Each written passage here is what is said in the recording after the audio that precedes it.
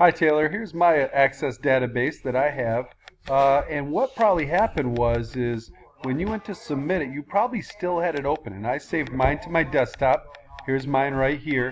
And as I have it open, it also has a locked version of it as well. So what you got to do is close your database. Once I close it, the locked one goes away, and then you want to submit this one. So you must have accidentally had it open still, and you submitted the locked version of it. And again, I can't open that locked version of it. So if you could please do me a favor and load up your database or whatever it is, and make sure you give me this file here.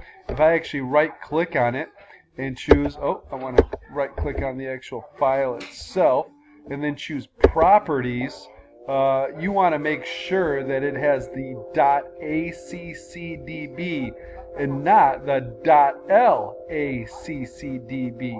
So go ahead and submit that one for me and you should be all set. I hope that helps.